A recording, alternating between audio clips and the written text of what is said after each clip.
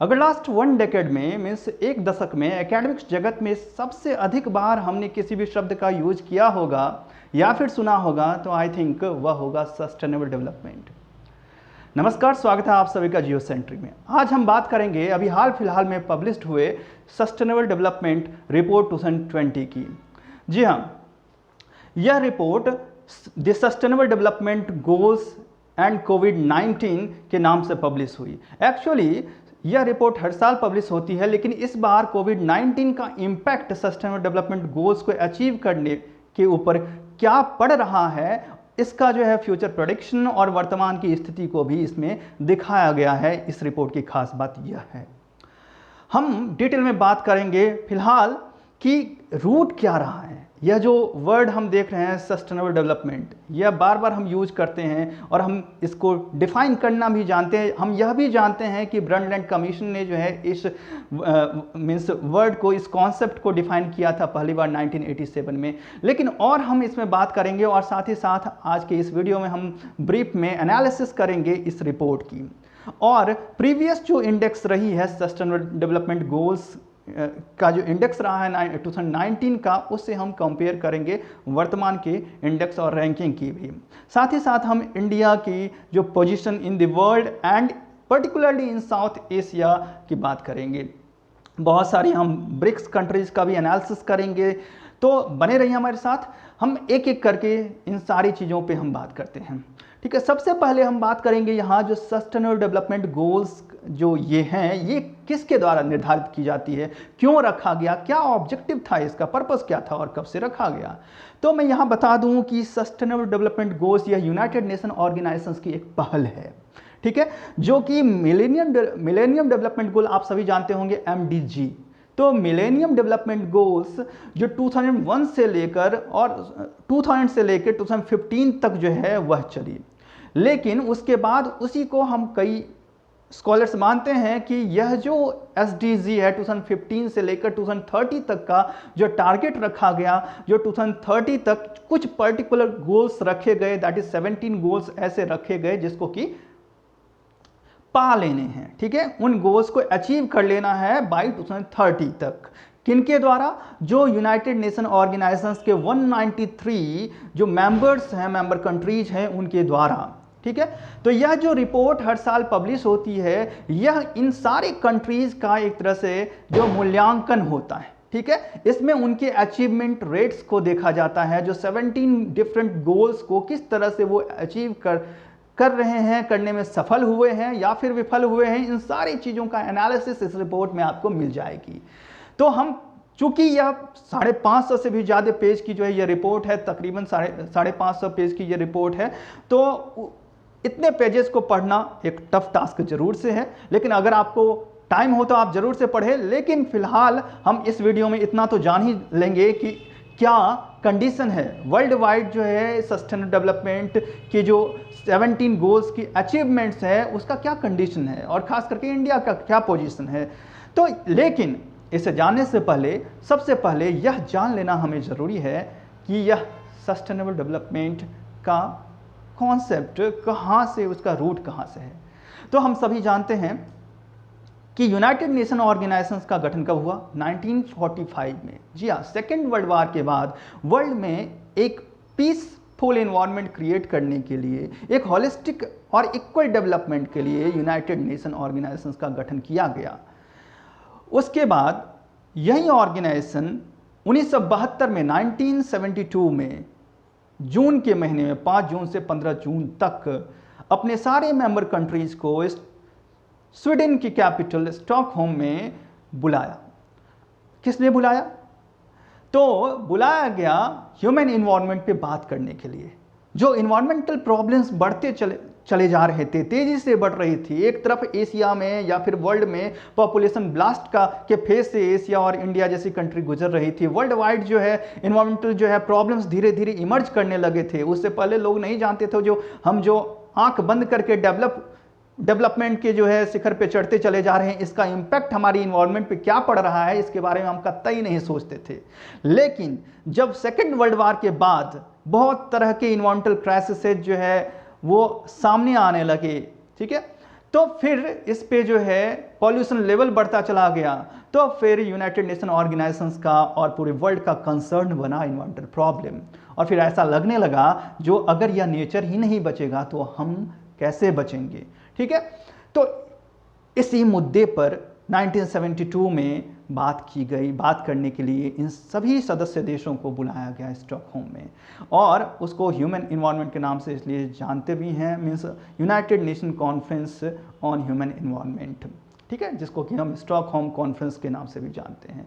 और इसमें बहुत तरह के डिबेट्स हुए, बहुत तरह की बातें हुई, और फिर इसी का मैं संक्षेप में यहाँ पे बता रहा हूँ। फिर इसी के द्वारा यहाँ पे जो है इस बात पे जोर दिया गया कि हम जो है दुनिया के लोगों को और हमारे भविष्य को एक बेटर इन्वायरमेंट प्रोवाइड कर सके, इसके लिए हमें प्रयत्न करनी चाहिए। ठीक है, उनका डेवलपमेंट एक अच्छे इन्वायरमेंट में ही पॉसिबल है। ठीक है, तो इसी को लेकर 1983 में 1983 में यूनाइटेड नेशन जनरल असेंबली ने एक कमीशन का गठन किया, जिस कमीशन का नाम रखा गया world commission for environment and development. ठीक है, तो world commission for environment and development, जिसको कि हम ब्रंटलैंड कमीशन के नाम से भी जानते हैं। जी हाँ, चूंकि उसका चेयरपर्सन था कौन, तो ब्रंटलैंड, इसलिए उस कमीशन का नाम रखा गया ब्रंटलैंड कमीशन के नाम से भी उसको हम जानते हैं। तो ब्रंटलैंड कमीशन को यह लक्ष्य दिया गया कि आप एक सर्वे करें, आप अध्ययन करें इसको लेकर, जो किस तरह से इन्वायरमेंटल डिग्रेडेशन हो रहा है और कैसे किस तरह से इनइक्वलिटीज वर्ल्ड वाइड फैली हुई है, और इन सभी इनइक्वलिटीज का जो है, इन सभी अंडर डेवलपमेंट का क्या रीजन है, और कैसे फिर हम इसे दूर कर सकते हैं हॉलिस्टिक अप्रोच के द्वारा। ठीक है, तो एक प्रपोजल मांगा गया इस कमीशन से। फिर 1987 में 4 साल के बाद इस कमीशन ने, ठीक है, world commission on environment and development और ब्रंटलैंड कमीशन ने अपनी रिपोर्ट 1987 में जमा की, और यह रिपोर्ट पब्लिश भी हुई आवर कॉमन फ्यूचर के नाम से। तो हमारा साझा भविष्य के नाम से यह रिपोर्ट पब्लिश की गई, और इसी रिपोर्ट में पहली दफा सस्टेनेबल डेवलपमेंट को डिफाइन किया गया। ठीक है, तो इस रिपोर्ट को जब मीन्स इस टर्म को डिफाइन किया गया, हम आप सभी जानते हैं ये डेफिनेशन क्या थी, that meeting the needs of the present without compromising the ability of the future generation to meet their own needs.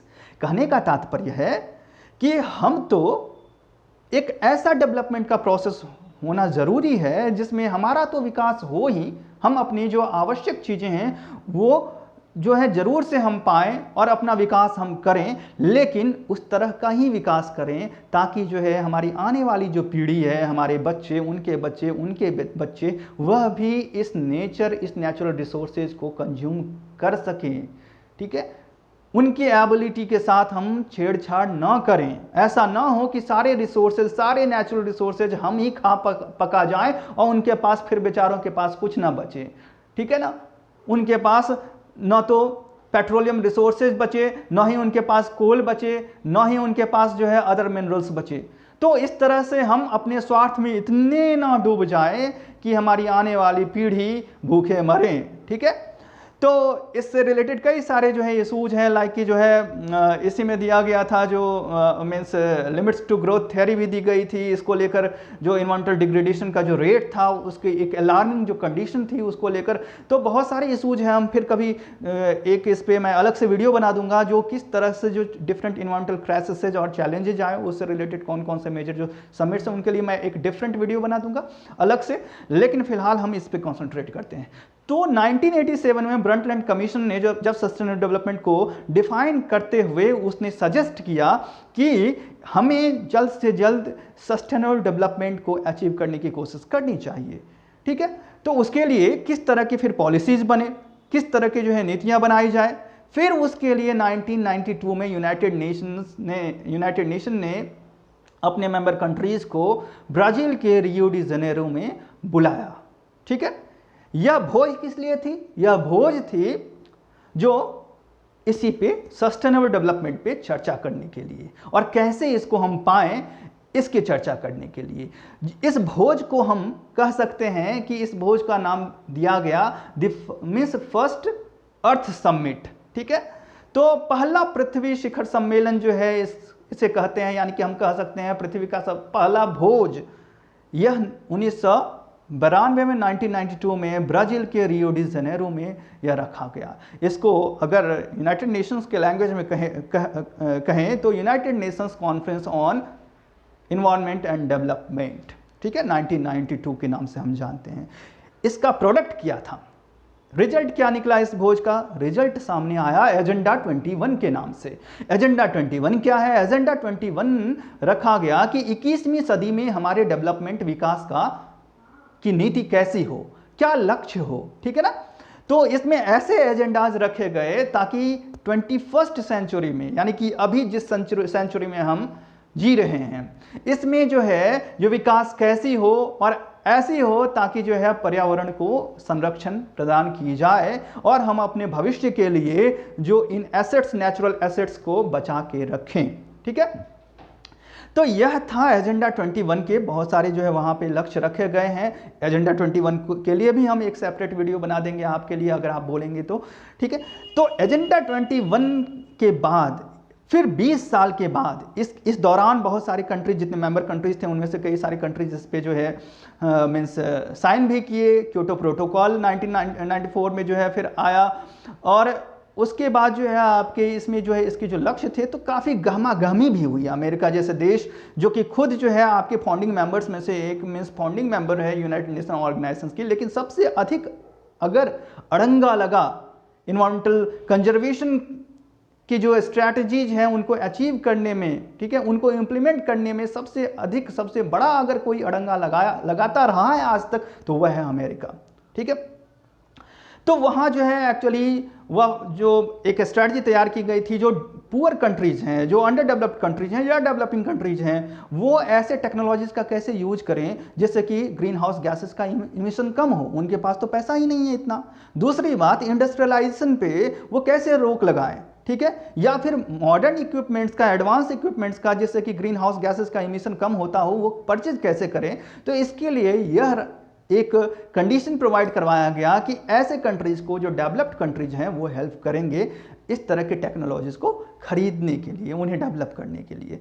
लेकिन बहुत हद तक नहीं हुआ ऐसा और इसके परिणाम स्वरूप क्या हुआ, तो 20 साल के बाद फिर उसी के याद में, उसी जो भोज हुआ था उसी के याद में फिर एक क्या रखी गई, तो फिर से एक भोज रखी गई उसी रियो डी जेनेरो में, ब्राज़ील में ही 2012 में, यानी कि 20 साल के बाद। इसलिए हम उसे क्या कहते हैं, रियो प्लस 20 सम्मेलन।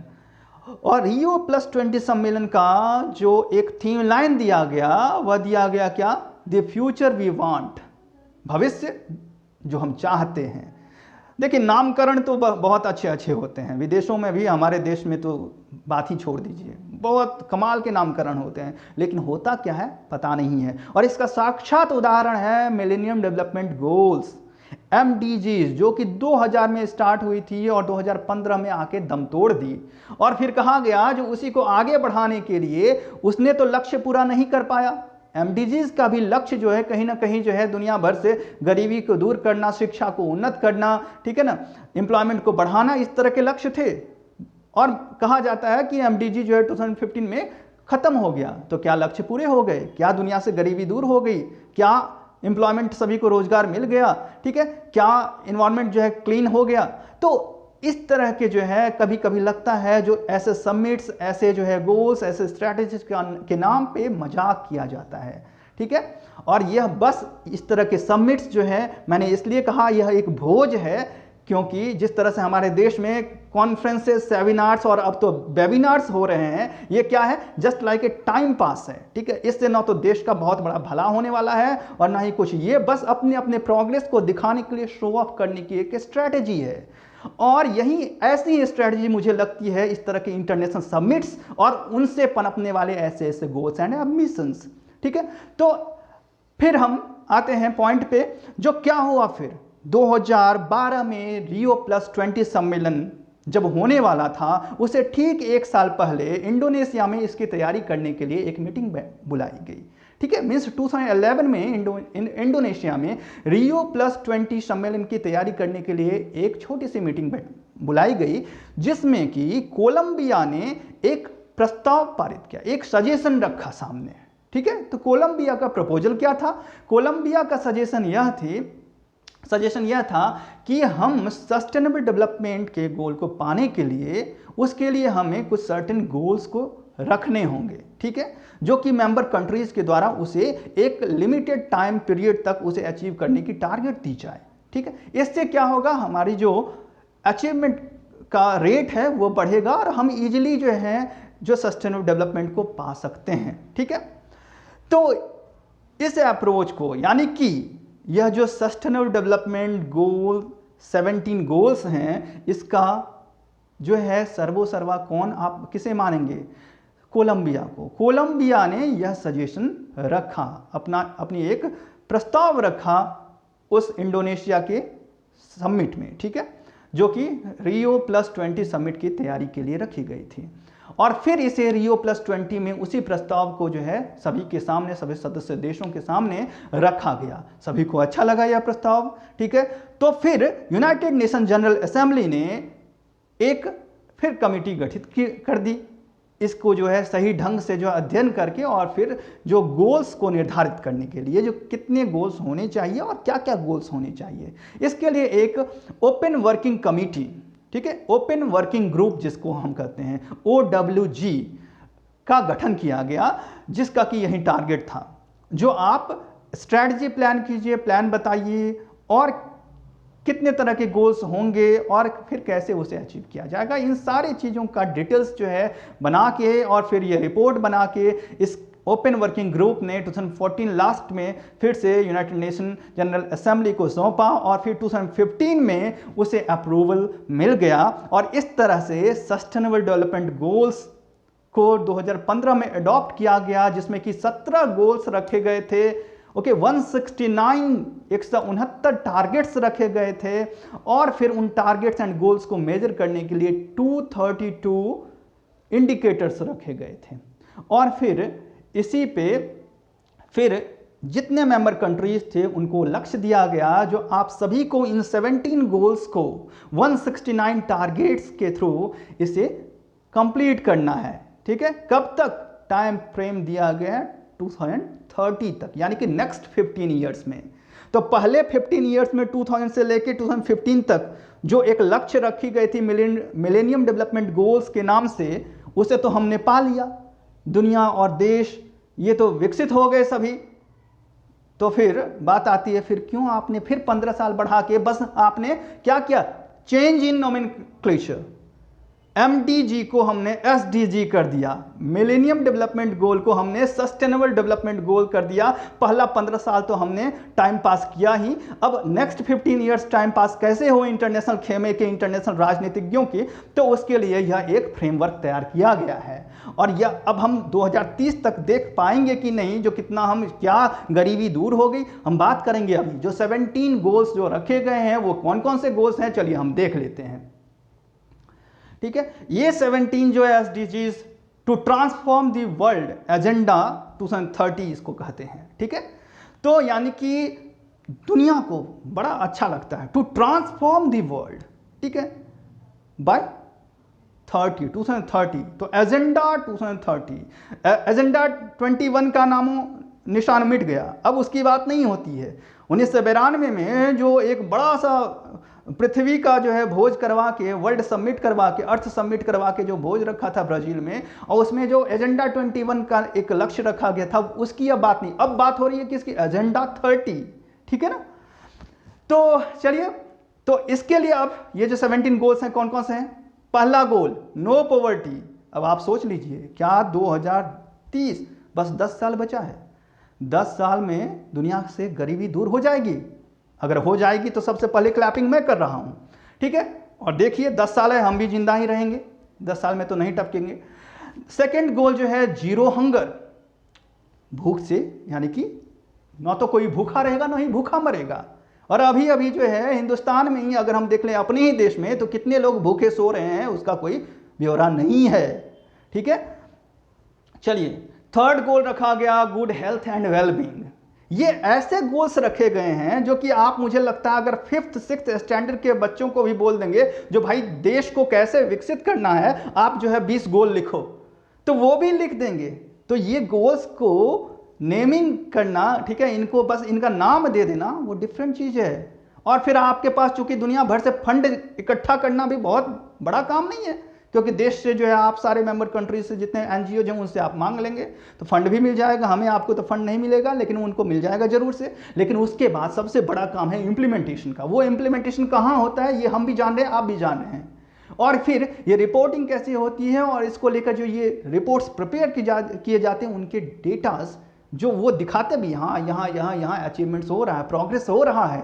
और ऐसे प्रोग्रेस दिखाएंगे जो आने वाले 5 साल में तो दुनिया से गरीबी दूर हो जाएगी। इस तरह के प्रोग्रेस 1947 के बाद से इंडिया में हमेशा से दिखाए जा रहे हैं। आप सारे रिपोर्ट्स, प्रीवियस रिपोर्ट्स पढ़ के देख लीजिए, सारे जो है आपके जितने भी डेवलपमेंटल रिपोर्ट्स हैं उसको उठा के देखिए। हर रिपोर्ट में आप पाएंगे जो हाँ चाहे वो 5 प्लान से क्यों ना हो, हर ईयर पाएंगे जो हाँ इतना के रेट से डेवलपमेंट हो रहा है। अगर उतने के रेट से भी हर ईयर 1% का भी डेवलपमेंट होता तो आज तक इंडिया में 74 ईयर्स हो गए इंडिपेंडेंस को, उतने परसेंट तो डेवलप हो जाने चाहिए थे हमें, लेकिन नहीं हो पाया।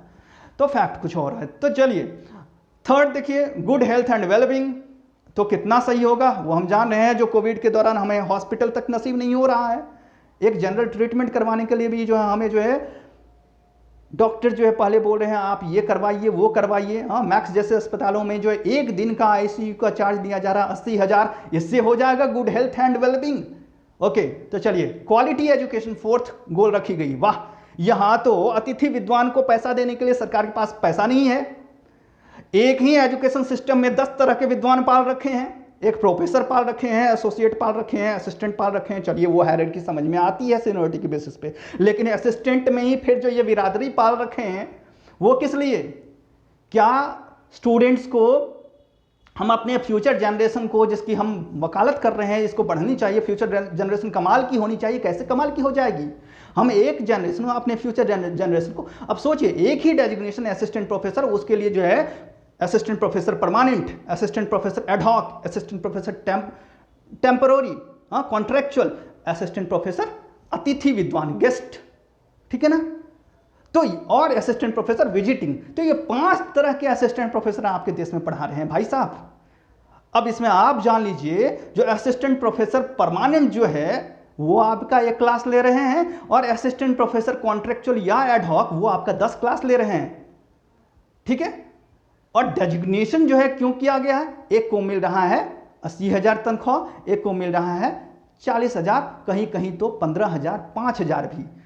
यानी कि कहने का मतलब एक अतिथि विद्वान, एक असिस्टेंट प्रोफेसर से ज़्यादा हमारे देश में तो मनरेगा के लेबर कमा लेते हैं भाई साहब। अभी लॉकडाउन के दौरान जितनी भी छुट्टियां ये बढ़ाई जा रही है, लॉकडाउन का एक्सटेंड किया जा रहा है, इसमें तो हमारे प्रोफेसर्स घर बैठे बैठे 2.5 लाख रुपया ले रहे हैं मजे में, ठीक है ना। तो ऑनलाइन क्लास लेंगे क्योंकि वो आउटडेटेड हैं, ना ही वो मटेरियल बनाएंगे, ठीक है।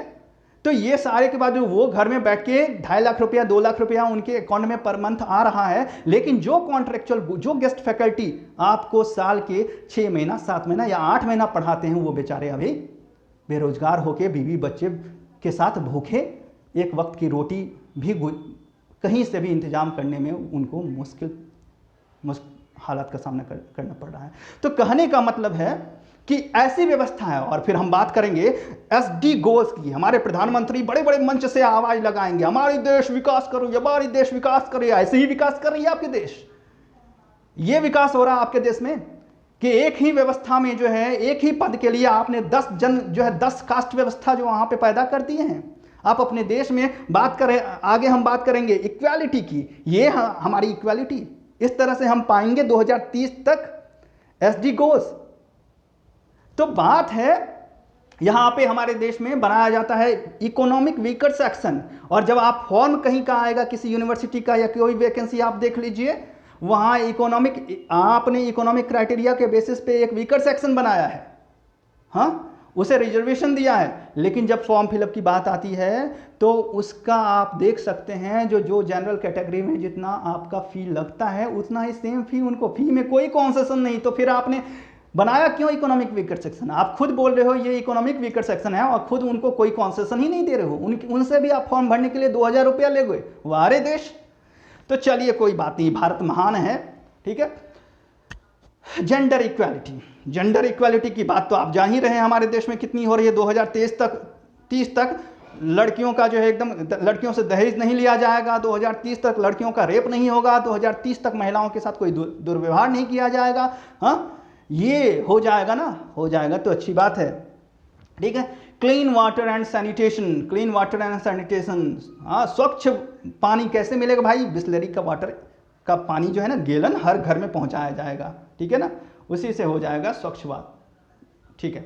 Affordable and clean energy, decent work and economic growth, industry, innovation and infrastructure, reduced inequality, ठीक है ना, सस्टेनेबल सिटीज़ एंड कम्युनिटीज़, ये गोल 11 है। रिस्पॉन्सिबल कंजम्पशन एंड प्रोडक्शन, गोल 12 है। क्लाइमेट एक्शन, गोल 13 है। Life below water, life below water means मतलब ये हुआ प्रॉपर यूटिलाइजेशन ऑफ जो आपके ओशन वाटर है, सी वाटर है, मीन्स मेराइन जो है वाटर रिसोर्सेज है, उनका प्रॉपर यूटिलाइजेशन मतलब लाइफ बिलो वाटर।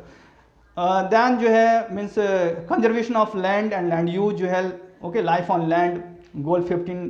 तो जो टेरेस्ट्रियल जो है आपकी इकोसिस्टम है उनको कंजर्वेशन के लिए, उनके कंजर्वेशन के लिए गोल रखा गया, गोल 15। दैन गोल 16 जो है वो रखा गया है peace and justice strong institutions की, ठीक है। तो इसमें जो है कहीं ना कहीं जो है दुनिया भर में जो है पीस और जो है जस्टिस को प्रमोट करने के लिए यह एम रखा गया। और कैसे हो भाई, एक तरफ आप जो है इस तरह के गोल रख रहे हैं, दूसरे तरफ आपके मेंबर कंट्रीज, खास करके आप खुद, अमेरिका खुद, चीन उधर देख लीजिए, इधर पाकिस्तान, इधर इंडिया, सभी तो आपस में लड़ रहे हैं, भिड़ रहे हैं। इस तरह से आपके गोल जो है अचीव होंगे, आपके गोल्स। इंटरनेशनल पीस हो रहा है, ये सभी का स्वार्थ जो है साउथ चाइना सी में जो है अटका हुआ है, और आप बात कर रहे हैं इंटरनेशनल पीस की। वाह, ये जनता को मूर्ख बनाना नहीं है तो और क्या है। अगर आप इंटरनेशनल पीस की बात कर रहे हैं तो सभी अपना अपना एटम बम जो बना के रखे हैं उसको खत्म कीजिए ना। अगर आप इंटरनेशनल पीस की बात कर रहे हैं तो क्यों साउथ चाइना सी पे आप लड़ रहे हो? आप सभी गिद्ध के तरह सभी जो है उसी पे अपना अपना चोंच और मुंह गड़ाए हुए हैं, क्यों? अगर आप इंटरनेशनल पीस की बात कर रहे हैं तो क्यों आपके ओपेक कंट्रीज की में स्वार्थ जो है आपका निहित है? तो ये सारी बातें मुझे नहीं समझ में आती। अगर आपको आती है तो बेहतर होगा, क्योंकि आप प्रिपरेशन कर रहे होंगे सिविल सर्विसेज की, और आपका कर्तव्य बनता है जो आप चीज़ों को रट लें। आप आवाज़ ना उठाएं, आप चीज़ों को रट लें, क्योंकि आपको तो बनना है सरकार का नौकर, हमें बनना है सरकार का नौकर। तो चलिए नेक्स्ट जो है, लास्ट जो है गोल रखा गया, partnerships to achieve the goal, ठीक है। अब partnerships to achieve the goal, last में सब बात में निर्भर आ जाता है जो इन सारे गोल्स को अचीव करने के लिए इंटरनेशनल जो खेमे हैं एक दूसरे की कोऑपरेशन चाहिए उनकी, जो कि पॉसिबल नहीं है, ठीक है। कोऑपरेशन कैसे होगा? क्योंकि अमेरिका चाहेगी जो हम वर्ल्ड पावर बने रहे, चाइना चाहेगा जो हम अमेरिका को पीछे छोड़ के मैं वर्ल्ड पावर बन जाऊं, रसिया चाहेगा जो कोल्ड वार का बदला मैं अमेरिका से लेके रहूंगा, मैं वर्ल्ड पावर बनूंगा फिर से, ठीक है ना। तो इस तरह से किस प्रकार से कोऑपरेशन की बात ये लोग करते हैं और क्यों करते हैं मुझे नहीं पता है, ठीक है। लेकिन चलिए आगे बढ़ते हैं। तो जो ये 17 गोल्स को आप इस तरह से डायग्रामेटिक फॉर्म, बड़े अच्छे से विद्वानों ने यहाँ पे डायग्राम के साथ जो है 17 गोल्स को, जिस तरह से हमारे यहाँ जो है ललित कला में, चित्रकला में बच्चों को जो है बच्चे अच्छे अच्छे रंग के लाते हैं, अपने प्रोजेक्ट्स वर्क को भी, असाइनमेंट्स को बड़े अच्छे कलरफुल रंग से, हेडिंग को सुपरवाइजर या टीचर बड़े अच्छे से लिख के लाएंगे, सजा के लाएंगे, भले ही अंदर का कंटेंट कितना भी सड़ा हुआ क्यों ना हो, लेकिन उनको विश्वास रहता है कि अगर हम प्रोजेक्ट का कवर पेज बहुत अच्छे से बना के एकदम आर्टिस्टिक वे में ले जाएंगे तो हमें अच्छा मार्क्स मिलेगा ही मिलेगा, और मिलता भी है।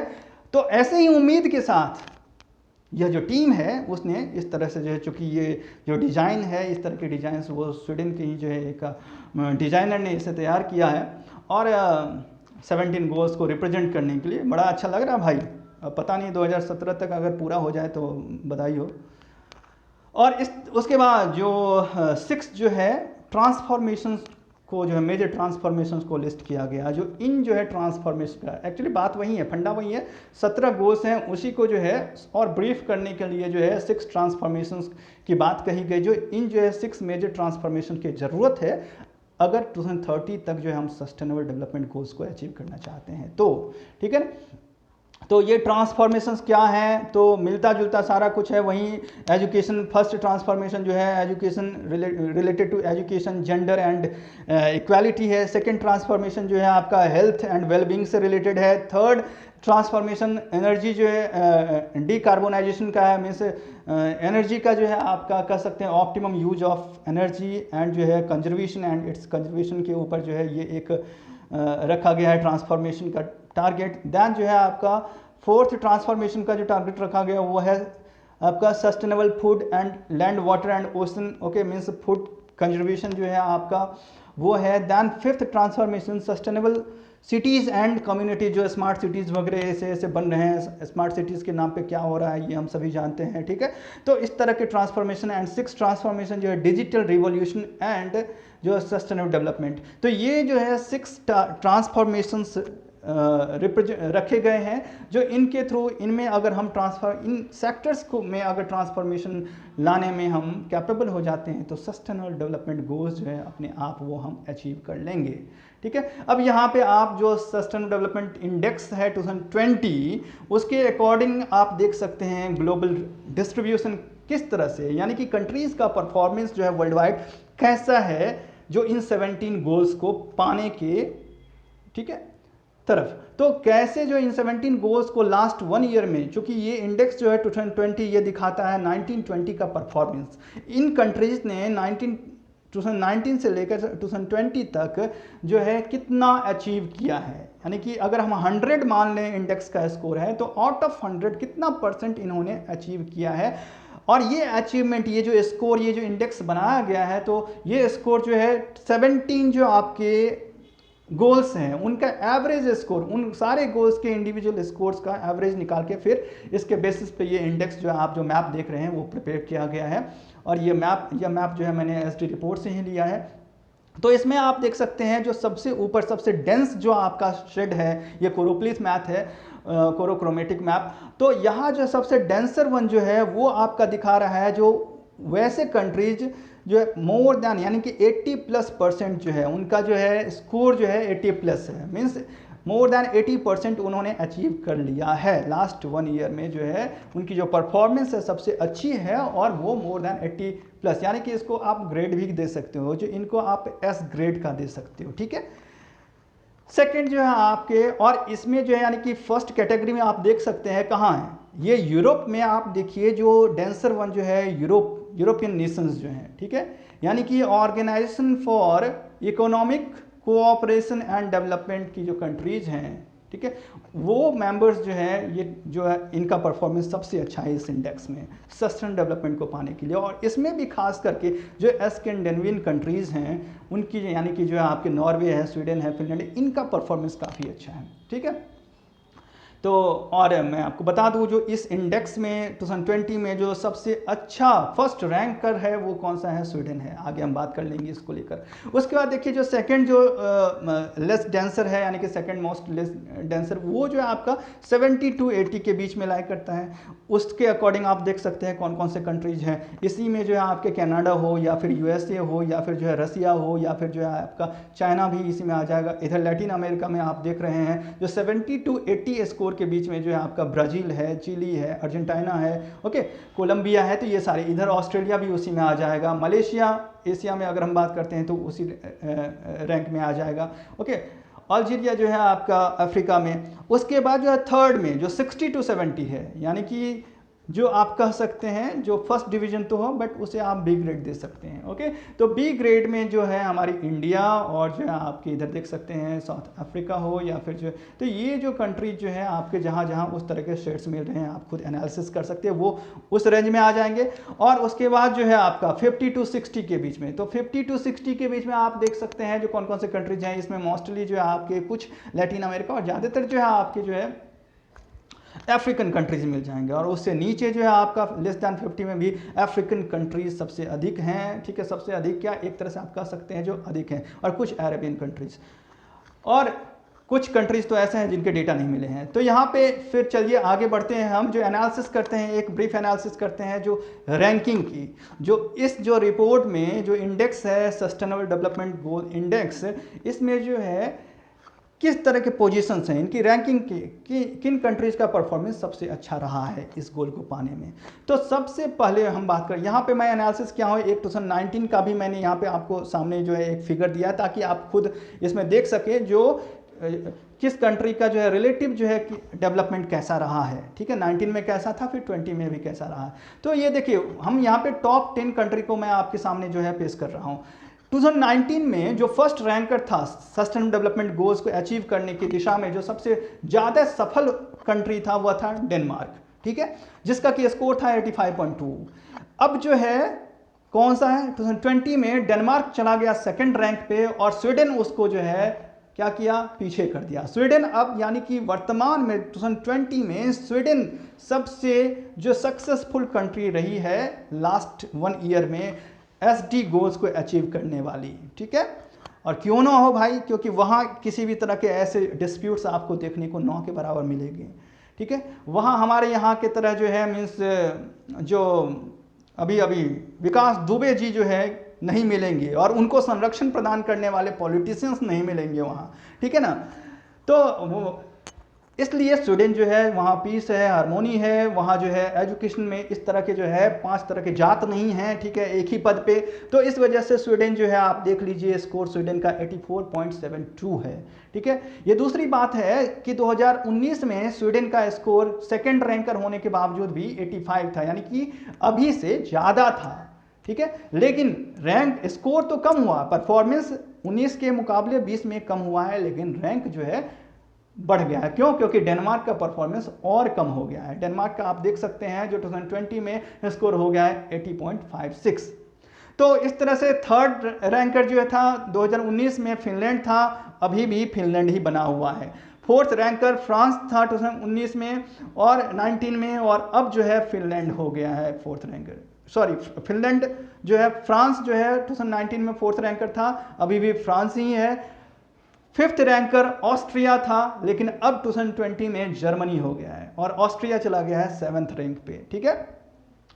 तो उसका जर्मनी, फिर चेक रिपब्लिक 7th पे था, तो इस बार 7th पे ऑस्ट्रिया आ गया है। 8th पे नॉर्वे था, तो नॉर्वे जिस तरह से अपग्रेड होकर 6th रैंक पे चला गया है। चेक रिपब्लिक जो है वो आ गया है 8th पे।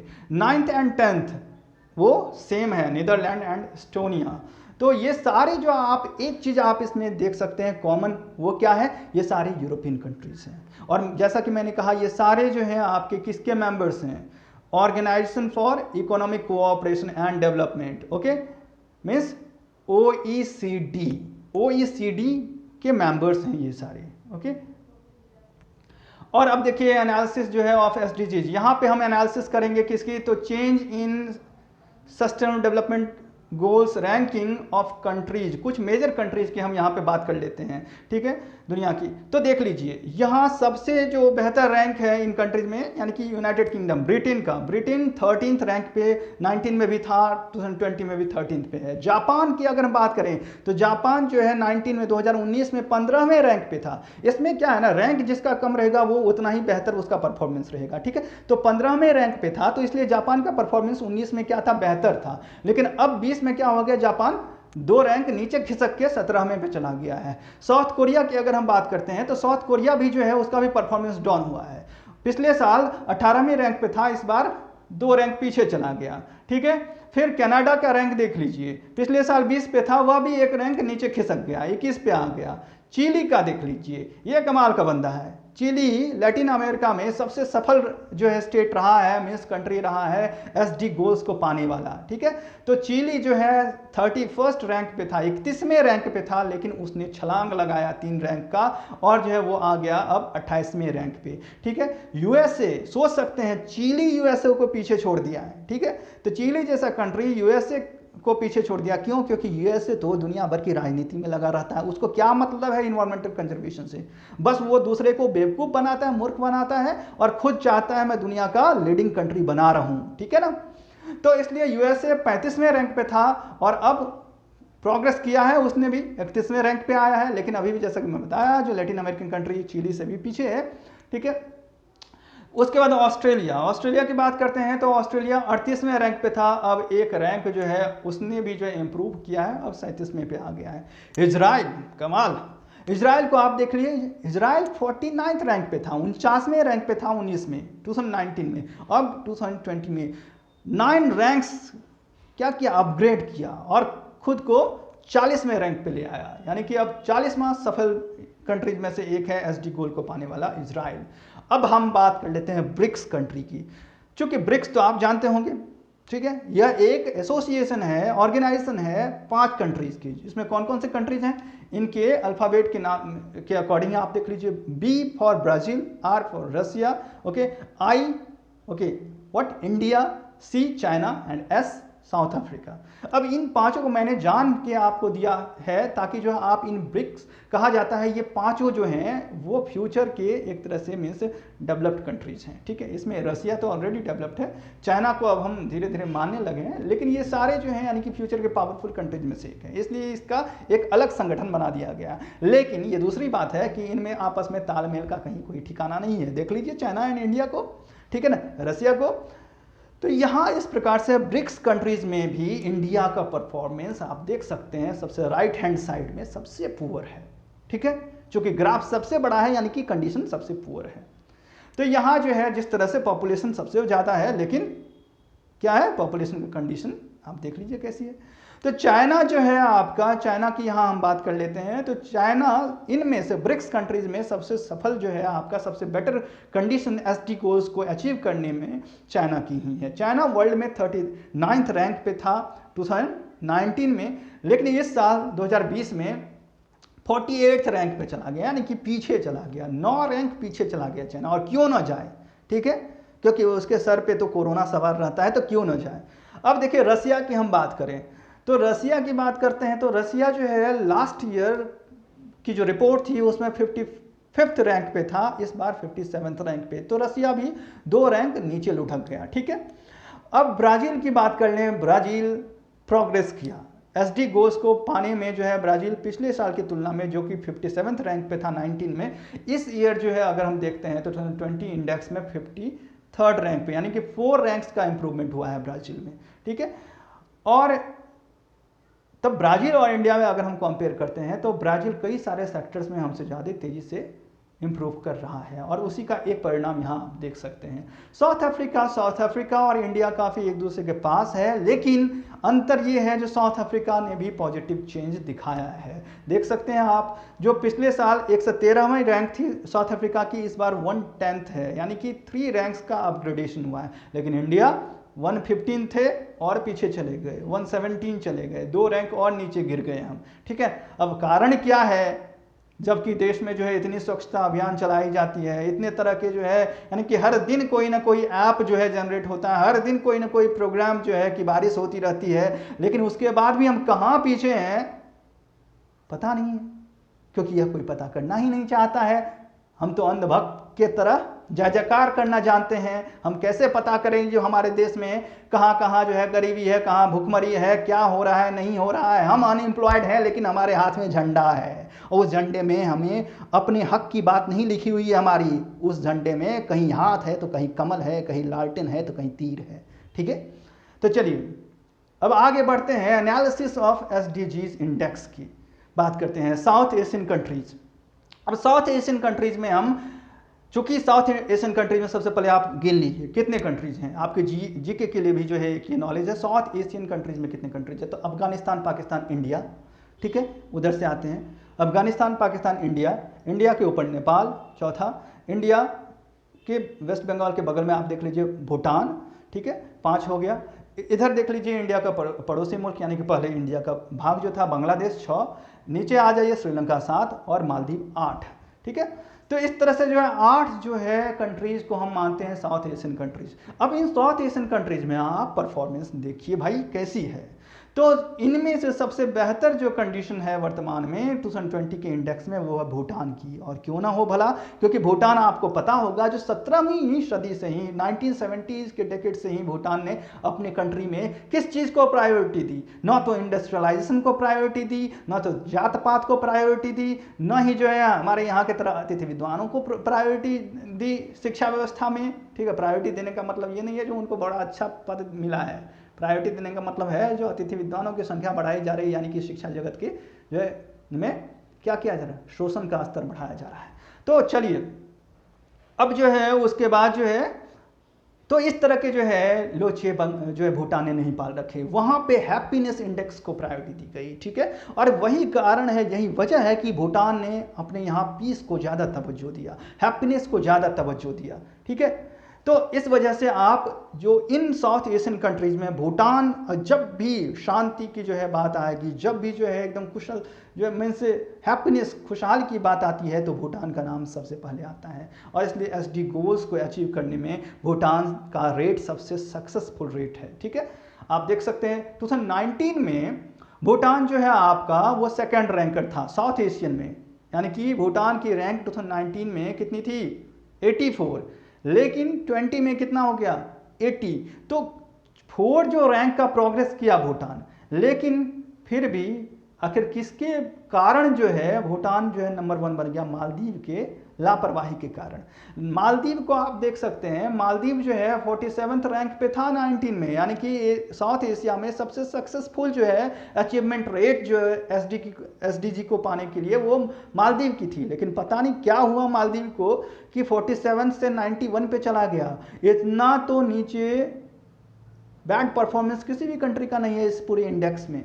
ठीक है, तो अब ये रिसर्च का मैटर है, ये जाके मालदीव वालों को या फिर किसी और कंट्रीज वालों को जाके रिसर्च करनी चाहिए मालदीव पे। हम तो जाएंगे नहीं, क्योंकि हमें तो अपने ही यहाँ के रिसर्च से फुर्सत नहीं मिल रही है ना, इंडियंस को राजनीति से फुर्सत नहीं है, तो हम कहाँ से जाएंगे। तो चलिए खैर कोई बात नहीं। तो मालदीव को आप देख लीजिए, मालदीव का जो है मीन्स परफॉर्मेंस नीचे गिरा है, लेकिन फिर भी इतना गिरने के बावजूद भी वो भूटान के बाद साउथ एशिया में सेकेंड रैंक पे है। ठीक है, थर्ड जो है आपका श्रीलंका। श्रीलंका जो है आपका 93rd जो है रैंक थी 19 में, और इस बार 94 हो गई। ठीक है, तो श्रीलंका भी जो है रैंक के वजह से एक रैंक जो है नीचे गिरी है, लेकिन साउथ एशिया में अभी भी थर्ड रैंक पे है। ठीक है, लेकिन जो है खास बात यह है इन सारे कंट्रीज की, जो ये सभी जो भले ही रैंक इधर उधर हुआ हो, लेकिन इनका जो स्कोर मीन्स परफॉर्मेंस पहले से बेहतर हुआ है। ठीक है ना, मीन्स कहने का मतलब है आप पिछले साल जो है सेकंड रैंकर थे और आपका परसेंटेज जो है था 70%, आप इस बार जो है थर्ड रैंकर हो गए, लेकिन परसेंटेज है 80%। ठीक है ना, तो कुछ ऐसा ही मामला है। तो इसका मतलब आपका रैंक भले ही नीचे चला गया हो, लेकिन आपके परफॉर्मेंस का ग्राफ वो ऊपर है। तो ये सारी कंट्रीज आप देख लीजिए, 19 में जो एसडीजी स्कोर थे उसमें जो है सभी का सारे साउथ एशियन कंट्रीज में जो है इजाफा हुआ है 2020 में। तो रैंक की जो है इधर आप देख सकते हैं। फिर श्रीलंका, नेपाल जो है 133वें रैंक पे था, उसने काफ़ी इंप्रूव किया और अब जो है मीन्स 100 के अंदर आ गया नेपाल, मीन्स 96 रैंक पे है नेपाल। बांग्लादेश की अगर हम बात करते हैं तो इंडिया से बेहतर जो है उसकी रैंकिंग है, लेकिन जो है 19 में इंडिया बांग्लादेश के ऊपर था, लेकिन जो है यानी कि बेहतर रैंकिंग पे था। लेकिन बांग्लादेश ने अपने यहाँ कई सारे प्रोग्रेसेस को जो है मीन्स वहाँ पे उन्होंने प्रायोरिटी दी कई सारे सेक्टर्स को, और यही कारण है कि बांग्लादेश जो है तेज़ी से जो है उभर रहा है, क्योंकि वो पाकिस्तान के तरह उंगली करने में पड़ोसी मुल्क को नहीं लगा हुआ है ज़्यादा, और इसलिए बांग्लादेश डेवलप कर रहा है। और कई सारे सेक्टर्स बांग्लादेश के ऐसे हैं जो कि हमारे यहाँ से भी तेज़ी से वहाँ एक्सेलरेट कर रहे हैं वो सेक्टर्स। ओके, लाइक कि टेक्सटाइल सेक्टर। तो यहाँ जो है बांग्लादेश इस वजह से 116 से 19 जो है रैंक पे आ गया, और इंडिया 115 से 117 रैंक पे चला गया। पाकिस्तान इंडिया से 2 कदम आगे चला गया, यानी कि 4 रैंक नीचे चला गया। 130 था 19 में, 134 आ गया 2020 में। और अफगानिस्तान, ठीक है, अफगानिस्तान जो है अगर बात करें तो साउथ एशिया में सबसे नीचे, सबसे पुअरेस्ट कंडीशन अफगानिस्तान की है एसडीजीज को पाने में। और हो भी क्यों ना, क्योंकि इधर से पाकिस्तान, उधर से जो है अदर अरेबियन कंट्रीज सभी तो अफगानिस्तान को दबाने में लगे हुए हैं, और अफगानिस्तान खुद जो है आतंकवाद को पनाह देकर दबाने में लगी हुई है। ठीक है, तो इस वजह से ये सारे जो है एनालिसिस हैं, ये सारे जो है आप यहाँ पे ग्राफ में भी देख सकते हैं। मैंने आपके लिए ग्राफ जो है बनाया है इसलिए ताकि इजी हो, ठीक है, एनालिसिस करने में। और आप इसमें देख सकते हैं जो राइट हैंड साइड से अगर हम देखें तो अफगानिस्तान का सबसे पुअर कंडीशन है, than Pakistan, than India, than Bangladesh, than Nepal, than Sri Lanka, than Maldives, सबसे बेहतर कंडीशन भूटान का है। और इसलिए क्योंकि हमने आपको बताया है भूटान एक शांति प्रिय देश है, जिसको कि शांति पसंद है, लेकिन उसे भी अशांत करता दिख रहा है। कौन? तो चाइना। जी हाँ, चाइना अपने आसपास के सारे मुल्कों में अशांति फैलाना चाहता है और कोशिश करता है ताकि वो इन सभी को अशांत करके और खुद भेड़िए की तरह वो आगे बढ़ना चाहे, वो जंगल का चाहता है, शेर बने भेड़िया रहते हुए, जो कि पॉसिबल नहीं है। वो रहेगा तो भेड़िया ही, शेर कभी नहीं बन सकता है। ठीक है, तो इस वजह से जो है हमें इंडियंस को कोशिश करनी चाहिए, हम शेर बने, हम बन सकते हैं, हमारे अंदर वो काबिलियत है, लेकिन तब तक नहीं बनेंगे जब तक कि हमारे जो ऐसे युवा देशभक्त हैं जो कि अपनी मांगों को हाथ में झंडे पे नहीं रखते हैं, बल्कि दूसरों के पहचान को हाथ में डुलाते हैं, ठीक है ना, डुलाते हैं, नारा लगाते हैं, जब तक इससे मुक्ति नहीं पाएंगे, इससे छुटकारा नहीं मिलेगा, जब तक हम अपने देश को लूटने वाले राजनेताओं का परचम लहराने से बाज नहीं आएंगे और अपने हक के लिए आवाज़ नहीं लगाएंगे, तब तक हम SDG जैसे गोल को 2030 क्या 2130 ईयर में भी नहीं पा सकते हैं। Okay, I am very sure, और मैं इस चीज़ की गारंटी देता हूं, अगर ये कंडीशन रही तो 2030 नहीं बल्कि 2130 में भी हम इतने ही पिछड़े रहेंगे और उस समय भी हम ऐसे गोल्स को नहीं पा सकेंगे। धन्यवाद, नमस्कार।